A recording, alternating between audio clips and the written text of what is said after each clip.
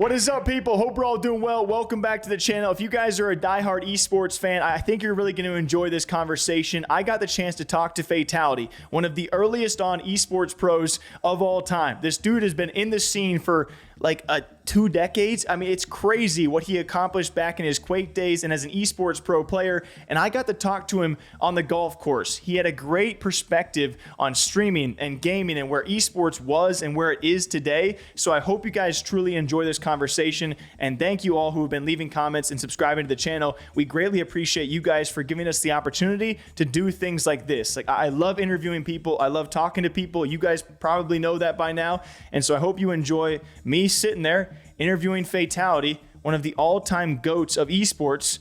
Here it is. Take care. All right, we are here with a very special one, that being Fatal1ty. Been seeing a lot of you pop up on Twitter as of late, so good to finally meet you. Nice to meet you. You've been enjoying this fine round of golf so far today? Yeah, for sure. I mean, this is, I live here locally in Las Vegas, so always cool to see more gamers come to Vegas. I think that's awesome. And then, but yeah, this course is amazing. I love coming up here, and this is like probably the best day I've ever played here, so it's really nice. And just so in case people don't know, because this whole esports thing has been developing for quite some time, right?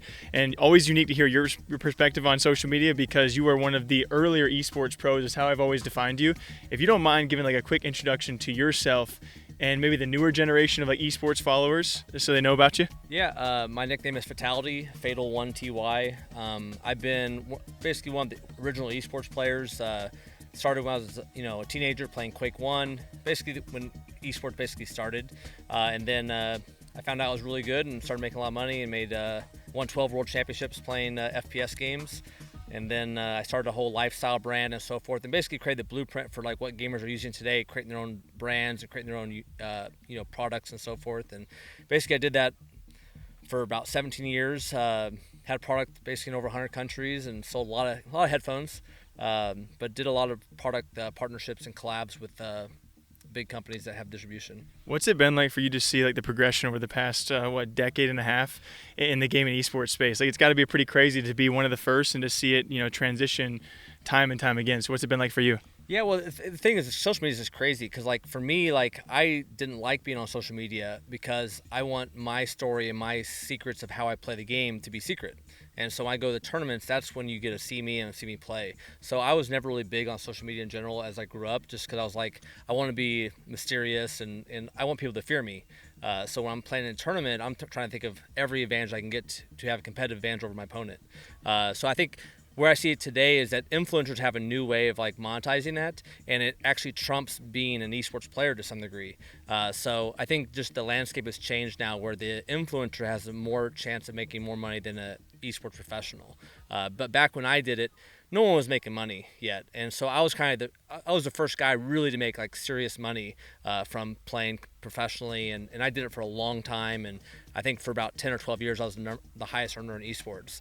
So I've been doing it a long time, and it's been a lot of fun. But yeah, it was different, completely different back then. I mean, it was all about competition and winning, and you definitely don't want to share your demos, don't want to share any content.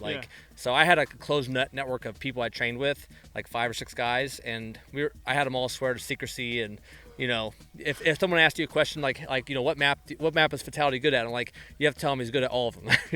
I told them like what they had to say to press, just because I was like, I don't want anyone to know anything about me. Like you'll see it when we play in a tournament. That is such an interesting perspective to have, because nowadays people are debating whether or not to stream their scrims because there is such a monetizable or financial aspect to it.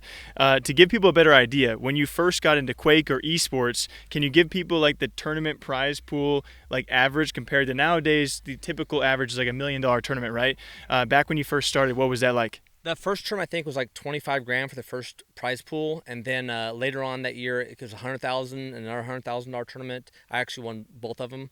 And so I won 40 grand and 25 grand, I think, at both those tournaments. I won like 150 grand my first 2 years playing. And then we had the $1 Million World Tour. It was just my 12th championship.